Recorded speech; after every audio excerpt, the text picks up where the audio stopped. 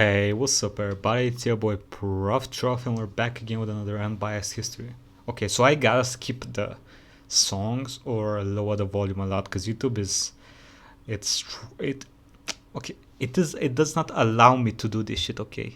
To upload songs because it gets angry at me. YouTube is scary when it's angry, okay? So I'll be trying to skip songs and shit, and y'all can check it out in the original video as always. It's gonna be in the description, but anyway, let's get to it. Unbiased history, Imperial Rat. Let's do it, baby.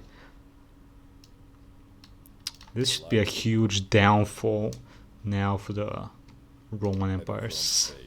The barbarians near and the storm gathers. This is the beginning of the end. Constantine was dead, and the first to react was the middle child, Constantius II, then appointed to lead the Sassanid campaign. He then rushed to Constantinople to see the funeral of his father, overseen by Eusebius, the Arian bishop that baptized him.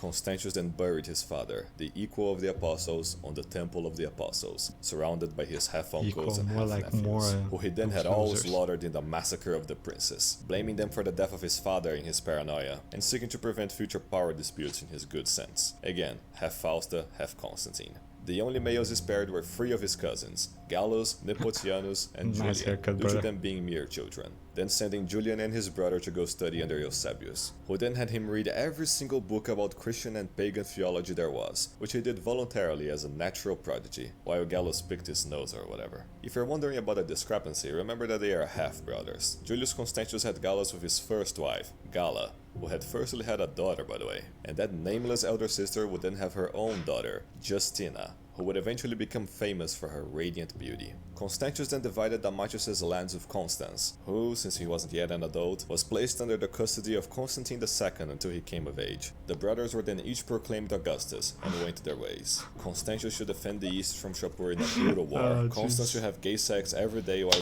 Okay, buddy. I've missed these videos. These videos are he amazing. heard a prophecy of him dying in his grandmother's arms, and Constantine II to grumble over his desire for more territory. Not only Me that, big but back in brother, the me time of the deserve Council of Nicaea, after Santa Claus had beaten the shit out of Arius, that co-substantialist leader, Athanasius is the name, eventually got himself banished to Gaul for his own Christ cuckery. And after convincing Constantine II to let him return east, Constantius sent him to fuck right off again, as he now adhered to some semi-Arianism, reflective of his dual nature of good and evil. Angered, Constantine II then ordered Constans, who had recently re-lost Dacia by the way, to give him all of the African provinces, threatening war. Constans submitted, of course, but didn't give up the lands of Carthage, claiming he was part of Italy. Wait, that's a dude.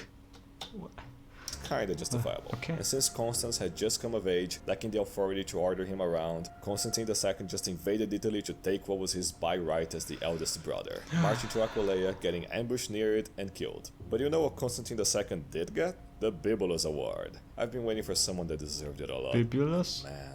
The two remaining brothers then split the empire among themselves, and passed a law banning gay marriage, not gay sex though, as Constans constantly demonstrated. All while Constantius kept fighting Shapur II for years, fighting battle after battle, retaking fort after fort. In his spare time, he appointed Eusebius as the bishop of Constantinople, who then died like a second later. He was then replaced by a dude Constantius had banished, so he sent his magister Equitum to undo that, and the Christians burned him alive for that, would you believe? The furious Constantius then rode to the capital and instigated such fear that all of the plebs apologized, and he settled with cutting their food in half and re-exiling the Nicene bishop. Re-exiling him to Constance West, that is.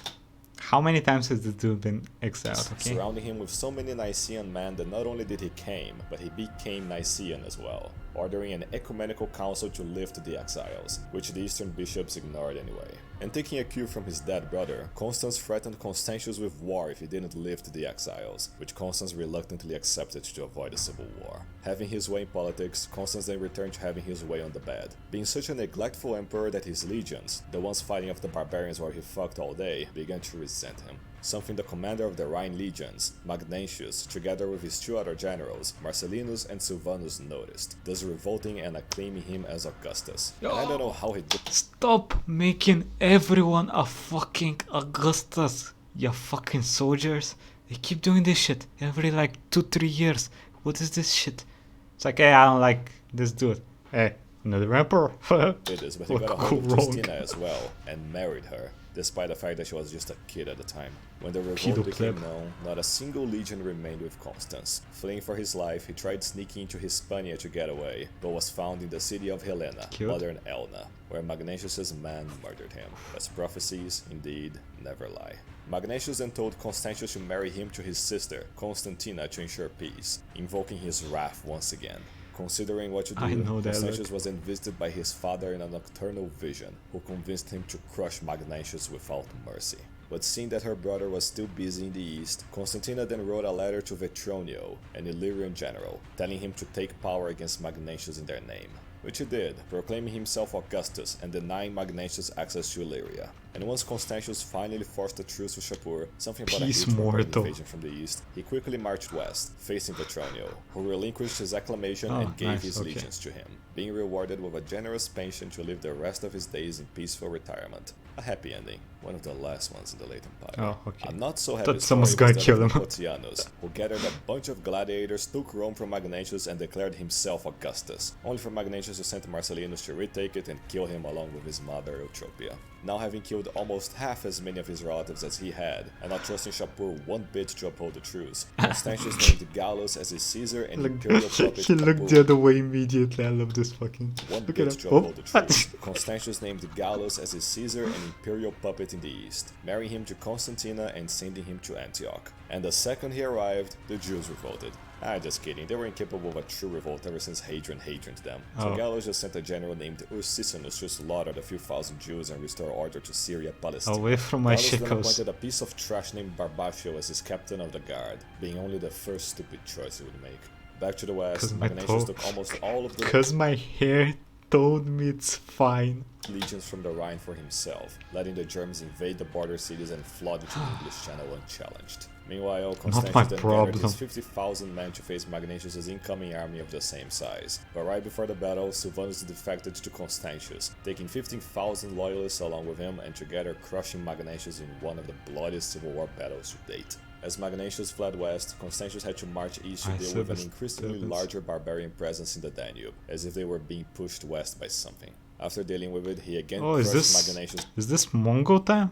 in the Alps, making him flee and then kill himself. With the main legacy he left behind being the swarm of germs that then infested the west. But before Constantius could kick all of them out, he got letters from the east detailing just how shit of a Caesar Gallus had been, including reports of him murdering innocent pagans just to steal their money. Constantius then sent an official to have Gallus Hey, taken this dude is me playing Crusader Kings 2, murdering people just to yoink their money.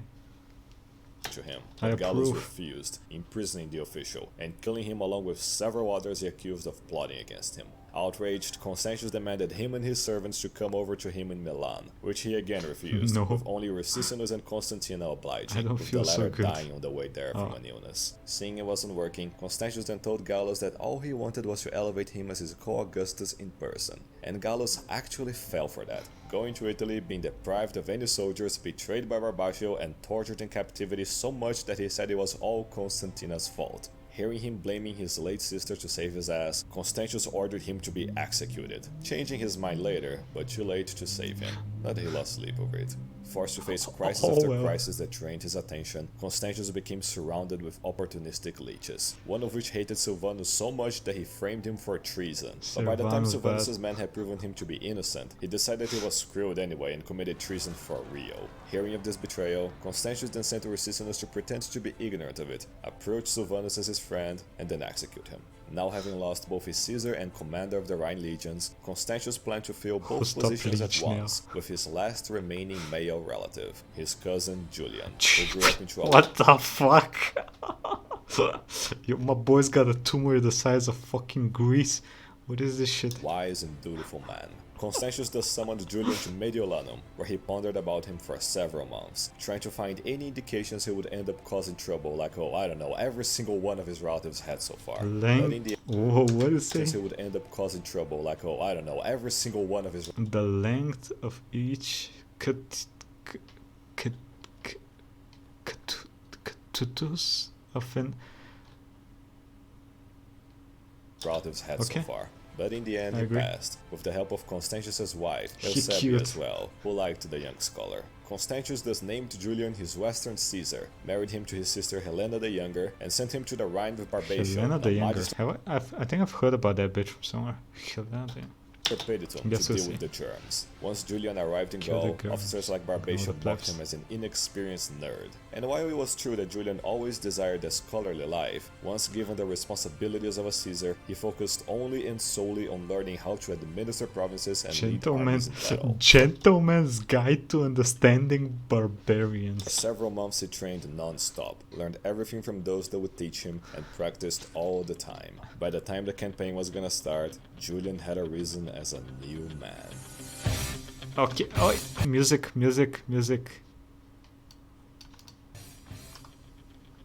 Yeah, I gotta do this shit, okay? YouTube's gonna be fucking angry. We don't want YouTube angry, okay? I think this should be fine.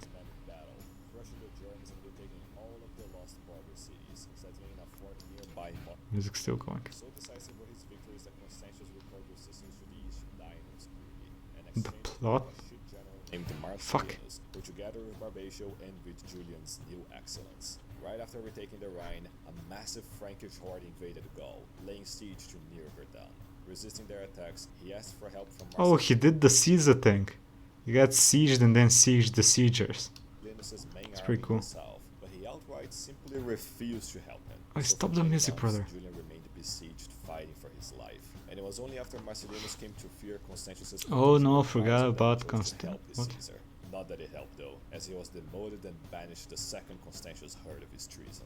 Julian then devised a punitive campaign, taking 13,000 men to invade through the west and giving Barbatia most of his army to invade the south. And to undermine Julian, Barbatia secretly let a German horde pass through and siege Lugdunum, forcing Julian to march south and break the siege. And Barbatia just let the horde go through without attacking them. With supplies from Britannia impossible to get, Julian then asked Barbatia for 2 grain shipments and 7 ships for the campaign, which Barbatia set ablaze instead. Julian then crossed anyway and ordered Barbatia to help him, and in response he unilaterally declared the campaign over and left Julian alone in Germany. Bro, this dude's a piece of shit. What the fuck?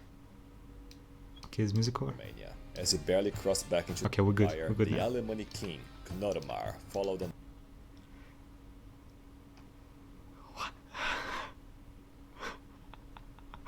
Oh. Look. Okay. Balomar steps, uniting 6 Why? German tribes into a Yeah, look at them, brother. Why did you? confederation and attacking Julian with a horde more than twice his army size. Making a stand nearby modern Strasbourg, Julian held back the Alemanni hordes, and even when they breached the lines, the Palatini legionaries slaughtered them, making the Germans flee in terror across the Rhine, Wow. bombarding them as they swam away, capturing Cnodomar before he could flee, and in Cnodomar. total killing thousands of Germans while losing only a few plebs, later sending Cnodomar What the how? to his Jesus. cousin Constantius as a gift to the emperor. At the end of the battle, Who's Julian's Jeremy? men acclaimed him as Augustus, which he outright refused to accept, remaining loyal to his cousin. And when Julian faced Barbatia, Wow. What? Yo, I've noticed something. I have a question for anyone watching. What's more likely of happening? You win one battle and get proclaimed Augustus, or you get backstabbed in the back by your Praetorian god? I don't know. Both are gonna happen all the fucking time. Jesus Christ. for his actions, he blamed everything on 2 of his subordinates, among them Valentinian, having him expelled from the army and banished. But karma's a bitch, and later on Constantius found out Barbatia Nice. had planned to usurp power and had him executed. Now able to rule properly, Julian led several punitive campaigns against the Germs, eventually capturing the other 5 German kings of the Confederation. And when at peace, he chose Lutetia Parisorum to rest in. Future, you know what. And in Proto-Paris, Julian clashed against the awful Proto-Paris. administration of Florentius, Gaul's garbage governor. In short, he wanted to raise taxes on the plebs and pay off the Franks to leave. So Julian then brought rich tax evaders to justice and invaded the Frankish heartland to make them stop. During it all, as Constantius was paying his first visit to Rome, he received a threat from Shapur, demanding all lands that had been ceded to Galerius and Diocletian Mortal. decades back. And what's more, his wife Eusebia had just died, leaving him She held the greatest honor a woman of her time could get. She was married to a famous man. alone with the leeches around him. Constantius refused Shapur, especially after he had destroyed several cities and legions. And with Florentius bitterly lying about Julian being a traitor, Constantius called upon Julian's legions to be sent east as reinforcements, testing if he would remain loyal. Receiving the order, Julian then told the legions to follow him east, but they refused. He insisted and insisted, but the majority pleb and partially Germanic soldiers felt no sense of duty to the broader empire. Indeed, with threats of mutiny at hand, and with the legions acclaiming him Augustus again, he told them he accepted the title to put them in line. Then writing to Constantius, as a Caesar, that he would raise some Hispanian legions in their place. But Constantius' leeches convinced him this was Julian bad, Julian traitor, and yet he still focused on Shapur's invasion, for deep down, Julian was the last person alive Constantius respected. And while fighting the Germs, Julian learned that they had been incentivized to attack them from eastern officers, so he resolved to march east and settle this issue. Marching east, he then laid siege to Sirmium, which he took by having the garrison commander kidnapped and made to surrender it. The father-in-law of a soldier named Jovian, who wasn't there at the time. While in the desert, Constantius had secured yet another truce with Shapur, again something about an eastern threat. But as he marched west, Constantius became very ill, and at death's door, as his last wish, he named Julian as his rightful heir, and died. At the time, Julian had been resting in Issus, the homeland of the Constantinians, and when he heard of Constantius' death and last wish, he set forth to Constantinople. There he oversaw the burial of Constantius, placing him beside his father, with the help of Jovian, who was there at the time. Acclaimed as the sole Augustus, Julian rejected both divine autocracy and imperial power sharing, choosing instead to revive the Principate, citing the Antonine emperors as his role models. Like Hadrian, he reformed the administration to run better by purging all of the leeches. Like Trajan, he granted the provinces, plebs, and senators autonomy. And just like Marcus Aurelius, he spent much of his free time on matters of philosophy, specifically pagan philosophy. Few came to understand Christianity better than Julian, and in addition of studying the pagan faiths, Julian had realized the truth. In his own words, he had spent 20 years a Christian, and 12 in the true way. The way of Helios, the sun god. Yes, Julian realized God's true nature, viewing the traditional ancient gods as allegories, as aspects of a philosophical divinity, professing a preference of paganism through his famous works that address this divine entity. Indeed, for after seeing Christianity so radically creep into Roman society at pagan expense, Julian sought to remove the special treatment Christians had gotten in excess, and for that, they named him Julian, the apostate, and in turn, he called them the Galileans. True to Constantine's Edict of Milan, Julian issued laws ensuring that the state wouldn't favor any religion to another. Look at his eyes, brother. Happily hiring competent Christians to serve in high positions, like Jovian, now captain of the Palatini, and Valentinian, now returned from exile. One of his main pet projects was to organize paganism as a united religion to stand on par with Christianity, but it was frustrated due to the decadence of its temples, among many other things. And so to restore the pagan cults, he visited the temple of the sun god Apollo, finding it in an absolutely appalling state, and fearing what divine punishment might be incurred if the cults of old were not respected, he began trying to restore it. And how did the Christians react, you ask? They set fire to it, and they would pay dearly for it. By the way, before I started watching these, I never knew how many things Christians burned. I didn't know that. That was a thing. Now I know. Interesting. So it's not only, crusades and, keep me power. It's burning shit. It's pretty cool. To Julian though, for despite their hatred for him, the worst thing Julian ever did to the Christians was to forbid them to teach the classical texts. And despite him being the most approachable emperor in decades, the plebs were estranged by him not lording over them. I mean, he did try to rebuild the Second Temple just to annoy the Christians a bit, but it's their fault if they can't take banter. But then again, as emperor, Julian always sought to focus on protecting the empire above all. And in a move that would pick up where his uncle and cousin left off, Julian emulated Trajan and sought to end Eastern barbarity for good, splitting the army with his maternal aka non-Constantinian barbarity for good. Hey, son of my mother's sister. Splitting the army with his maternal aka non-Constantinian cousin, Procopius, who he ordered to bait the Sassanids north and then link up with him at Ctesiphon. Using brilliant strategy, he invaded through the Euphrates River and used an old canal he had read about to cross into the Tiber and siege Ctesiphon unexpectedly, passing through the monuments Trajan had built nearby long ago. This motherfucker said late to link up.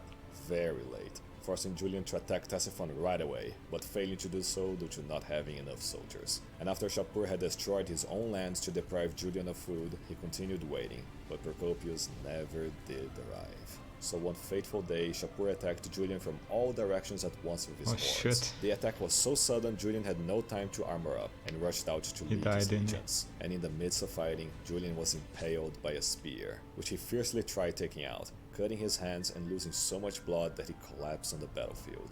Taken away from the battle, he resisted for several days, but never did recover. In his last breath, he ironically said, "Vicisti, Galilei, you have won, Galilean." He was the last of the Constantinians, and the last pagan emperor to rule Rome. Oof. Mourning Julian, but needing a quick replacement, the generals eventually voted Jovian to be the new emperor. Now himself the sole Augustus, Jovian tried buying more time for Procopius' army to link up with them, but nope. And after getting encircled, Jovian surrendered to Shapur II. That's probably not a good his idea. way, Shapur would have enslaved, tortured, and killed every last one of them, but his attention was needed east, for an evil even greater than his own threatened him. Jovian thus returned west by giving up all of the lands gained by Galerius and They let them go? and only then Procopius' army met with him. In his short and highly mocked reign, he was convinced by Athanasius, yes still alive, to restore all of Christianity's favoritism over paganism, ordered Valentinian to guard an inconsequential area near Nicaea, sent Julian's corpse to be buried by a half-Frankish general, Marabaldes, and then went to sleep.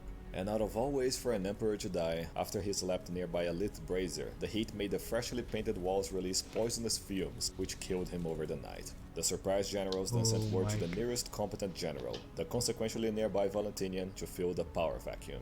Now the emperor, Valentinian was among the diminishing minority of true Romans still bearing its old values, among them an intense hatred for germs. And choosing to focus on said germs, when he got to Constantinople, he split the empire with his brother, Valens, giving him the east as co-Augustus, while he took the west to do the only thing he enjoyed in life. When he got to the Rhine, he made it clear to the germs that he was not their friend.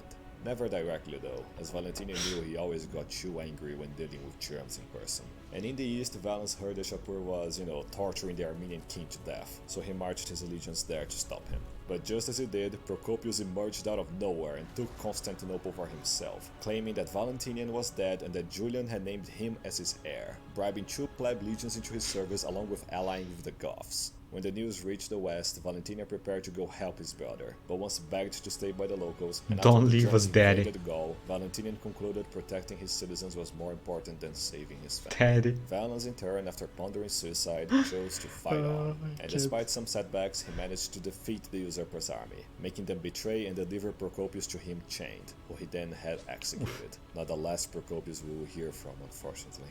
Valens then concentrated on the Goths, leading a campaign against them and winning some victories, but had to retreat, for more and more Goths were concentrating the Danube. And while he was restoring Diocletian's fort in the Danube, the dead Armenian king's son, Pap, yes his name was Pap, came to him asking for help against Shapur, who was again ransacking Armenia. While in the west, Valentinian did what he did best, slaughtered thousands of invading germs. As emperor, Valentinian gained a reputation for brutal justice, ordering straight-up execution for anyone remotely barbaric or disrespectful towards Rome. And to carry out the executions, he kept 2 huge bears as his pets, Golden Camel and Innocence, ordering them upon... Brother, how are you gonna use a fucking bear named Innocence as your executor? That's fucked up, brother. Foolish enough to break the law. His wife was a bisexual woman named Marina, and I say bisexual because the moment she got acquainted with Justina, now an adult and the most beautiful woman in the empire, she practically implored Valentinian to marry her too to get an imperial threesome going. So then Valentinian issued a law that made polygamy legal, on top of another one that forbade the clergy from inheriting property, as they were growing far too greedy for his liking. No, the Never church. satisfied, Valentinian then gathered a massive army to launch a punitive campaign in Germania, but had to cancel it, for he caught wind of a conspiracy against Rome. A great conspiracy. Sensing weakness on the western frontiers caused by Magnentius' revolt, the Franks, the Picts, and the Hibernians conspired with some plebeian...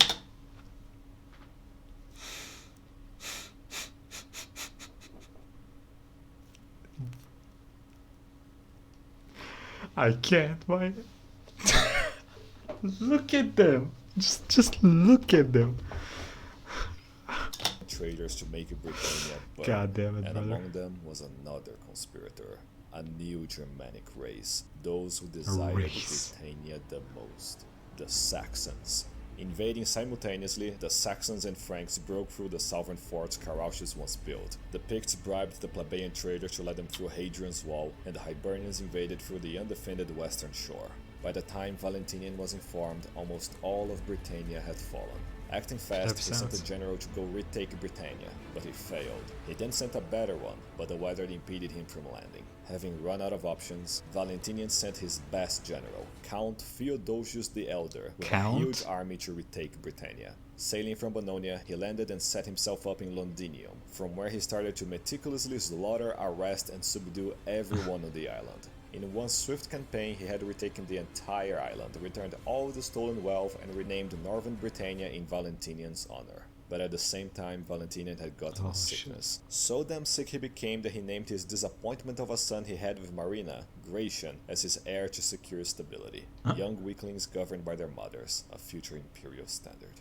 Taking advantage of it all, the Germs ransacked the imperial borders again, and all Valentinian could do was to arrange the murder of one of their Germ kings. Germs killing Germs, one of the only things that made Valentinian smile. And after recovering, Valentinian then led his delayed punitive campaign with vicious brutality, disinfecting the frontier as much as possible. As he did, nearby a fort, the Germs formed a huge horde and launched a surprise attack. Surviving several attacks by countless Germs, Valentinian slaughtered them all despite the odds in a bloody battle, proving himself beyond too angry to die. And later, when Valentinian ordered a fort built nearby the battlefield, the Germs demanded an audience with the emperor, which he wisely refused, and so they destroyed the half-built fort, making him furious. To deal with the Alemanni, Valentinian set up the Burgundians to agree to attack them, but once they demanded to talk with him, Valentinian also refused, and so the Burgundians didn't attack the Alemanni as promised, infuriating him again. Later, as Theodosius was doing his best to civilize the Germs, news reached him and Valentinian about the pure shit show going down in Africa. The governor was shit, the Moors had revolted, the plebs were plebbing, so Valentinian sent Theodosius to go fix it, which he again did swiftly, arresting the shit governor and capturing the Moorish rebel leader Sulla style. As for Valentinian, he continued ordering forward bases built in barbarian lands, this time in the Danube. You know the drill, they demanded an audience, were ignored, this time by the local official in Valentinian's name, and so they attacked the fort under construction. Addressing it, another commander invited the Germ leadership for dinner, and slaughtered them all to prevent a revolt. But who said that Germs need leadership to cause trouble? Nah.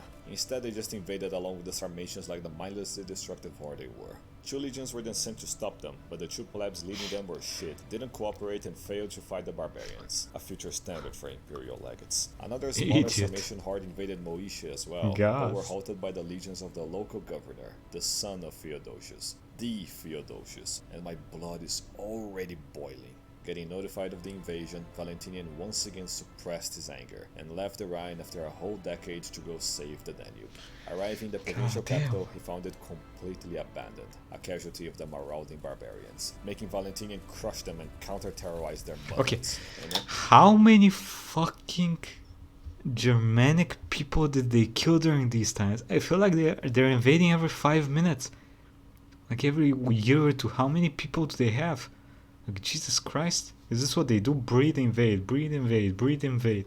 God damn. As he did, the barbarians began pleading for mercy, vowing their innocence and blaming it all on the Romans, which made Valentinian even angrier. And so he judged the barbarians guilty and further destroyed their lands into submission. Shall we destroy the next mud huts? Valentinian simply had had enough. German barbarity, treason against Rome, insubordination towards the emperor, and years of suppressing his anger had driven him to the very limit. Which is why he then sought peace, ending the victorious campaign and returning to chill in his camp.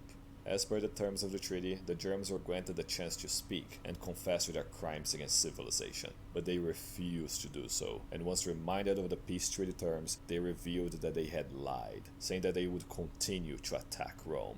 The Germans had come to express their true intentions, the singular German lust to sack, kill, and destroy all that is civilized being all they ever thought about. They would never stop attacking the Romans, peace treaty or not, and there was nothing the Romans and their emperor could do about it. He got killed, didn't he?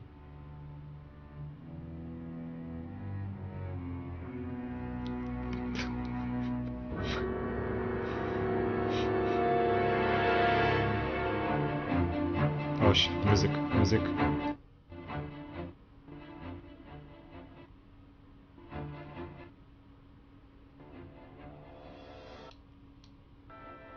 I hope that's enough. YouTube, please. YouTube, please.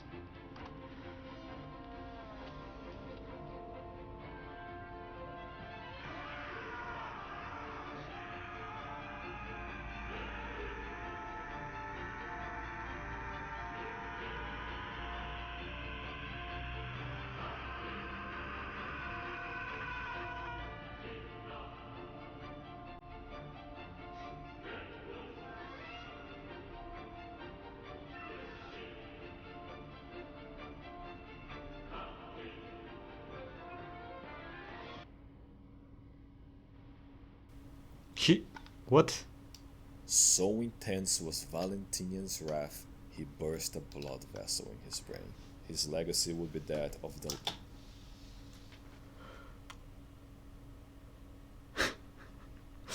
Mabu was so angry, he died. He was so angry, he died. Or killing people. Respectable. the last strong Western Augustus to rule an empire at peace. However, the true catastrophe was yet to come. With Valentinian's death, Gratian was not the de jure Western emperor, but de jure only. For shortly after, Mirabaldi sought to exploit Valentinian's death, elevating the 4-year-old son he had as Jesus, that Justina, bitch got some Valentinian boobies. II, as Augustus, but a puppet more like, another soon-to-be standard for young emperors. And Gratian didn't dispute it. Nope, he recognized his brother as co-Augustus and split the Western Empire with him.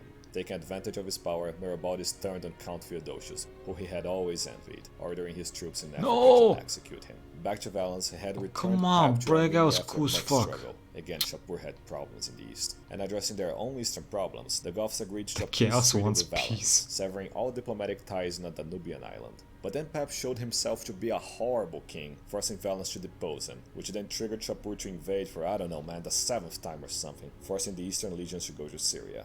Meanwhile, for some time now, far into the eastern lands, Mongols? an unspeakable evil had emerged and marched west, possessing the power and numbers to destroy the whole world. It hadn't yet arrived, but it had begun to make waves. Beyond the Danube, the Goths were the first to be attacked by this new enemy, against which they stood absolutely no chance. Getting slaughtered and losing their lands, they fled further and further west. Such were the horrors and evil the Goths were subjected to, only the worst of them survived, distinguished into two groups, the Western Goths and the Eastern Goths, the Visigoths and the Ostrogoths. Valens had been completely unaware of the situation Only until the he worst of received a them survived. fateful message from the west. When the frontier guards saw the barbarians approaching, they found the Goths utterly beaten and desperate for help. So desperate that the king of the Visigoths, Fritigern, came begging for asylum. The chaos Total needs hundreds of help. thousands of Visigoths and Ostrogoths alike began building up on the Danube, with only a few thousand Limitani legionaries to halt them. Still I'm mostly scared. concerned with Shapur, unaware of the monsters behind the Gothic displacement, and feeling pity for the Goths, Valens committed the second biggest mistake of his life, and granted the Goths asylum. For Valens in his What's the delusion worst thought that the can Goths would happen? agree to give up all of their weapons, be dispersed into small manageable groups across the empire, renounce their tribal leaders and integrate as loyal Roman citizens. And the moment the legion started letting Fritigern and his Goths pass They through, killed the people. Ostrogoths and the rest of the hordes charged across the river, forcing themselves in. And now the Goths were inside the empire, fully armed, united, and loyal to their barbaric leaders. Forced into an impossible situation, the local Roman commander did what he could, granting them access to the food markets to appease them, but the hundreds of thousands proved Is that impossible dog to food? outfeed, making them ever less controllable.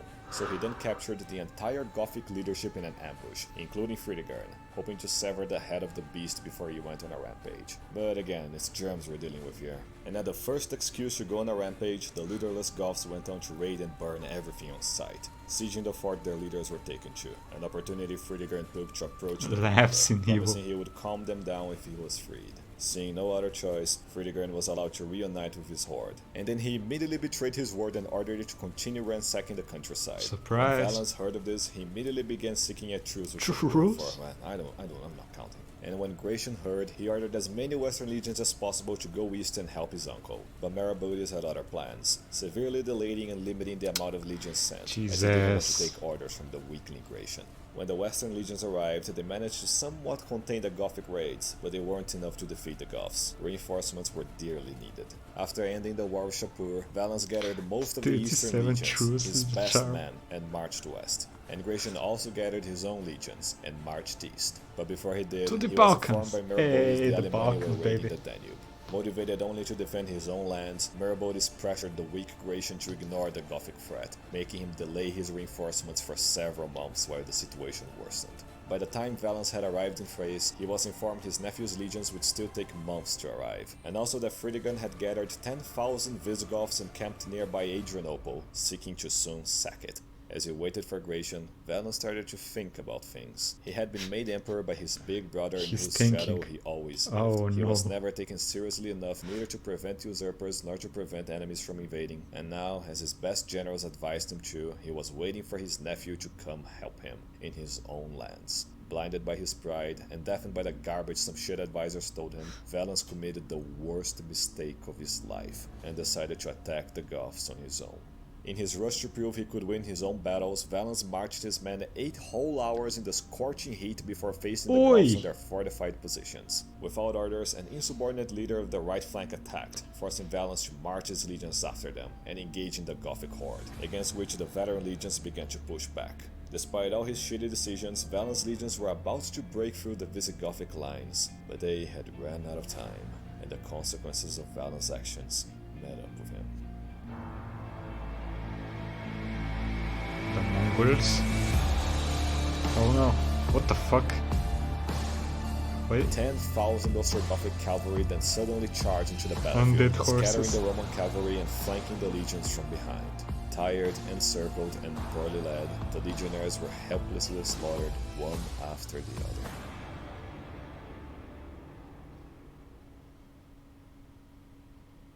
After the catastrophe, the wounded Valens was taken by a survivor to a nearby farmhouse, where he was placed to recover from his wounds. While outside, the Goths continued to burn everything on sight, including the farmhouse, unaware of who he was that laid inside.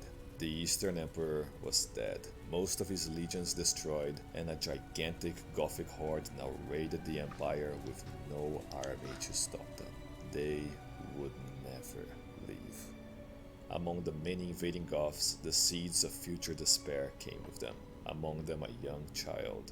Out of all barbarians that brought misery to the pages of history, few matched the deeds of the future king of the Visigoths. Few indeed, but not none. In fact, Welcome the greatest to threat the Empire would off. ever face was not Germanic, nor like anything they had ever faced before. They were beyond evil. They were the scourge of God.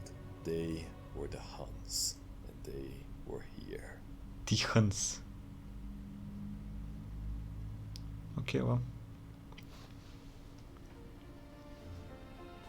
Happy music. Okay, enough music. YouTube's gonna hate that shit. Okay, well, that was awesome. God damn, I forgot how amazing unbiased history videos are. This was very entertaining. Let me know what y'all think in the comments. Like, comment, subscribe, and next Saturday or Sunday we're probably gonna watch the next part. I think there's only 2 more parts left. Oh, it's gonna be sad, brother. Well, not that sad, cause your boys Bulgarians is coming, brother. Anyway, let me know what y'all think. Like, comment, subscribe, and have a nice fucking day. Bye bye.